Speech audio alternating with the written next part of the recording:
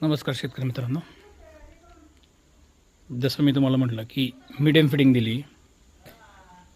पाहू शकता तुम्ही अशी की आत्ता थोडंसं स्पेसिंग ठेवतच मीडियम फिडिंग दिलेली आहे.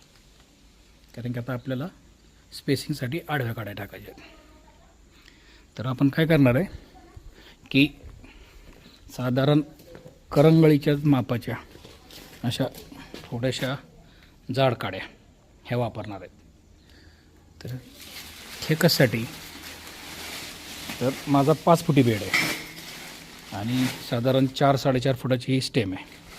तर ती बेडवर व्यवस्थित बसते.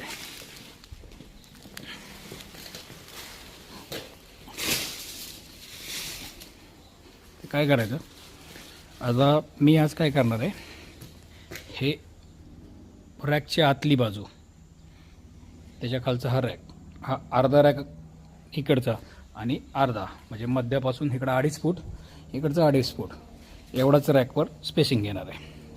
आणि परत 2 फिडिंग झाल्यानंतर पलीकडच्या बाजूला देणार आहे. तर आता ही काडी अशी चिटकट त्याच्या काड्या ठेवत जायच्या.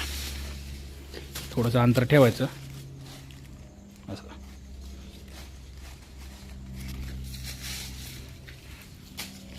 ही जाड काडी असल्यामुळं काय होतं की जेव्हा ह्या पालावर आळ्या येतात तर त्या उचलायला जाड काडीमुळं सोपं जातं.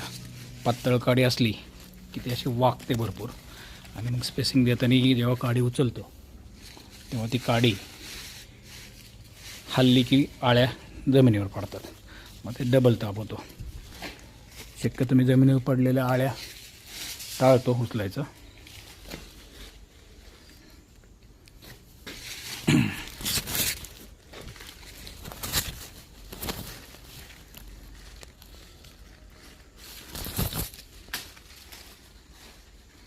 हे अशा प्रकारे सर्व स्पेसिंग देऊन ठेवायचं. आता ही जी काडी आहे ही बाहेर आली आहे, तुम्हाला दिसेल अशी बेडच्या. तर ह्या सर्व कट करणार आहे मी.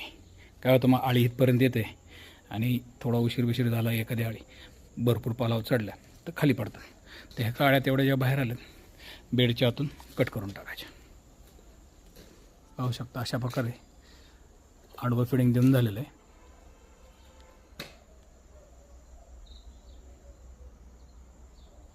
आता संध्याकाळी आळ्या कशा उचलतात ते तुम्हाला दाखवतो.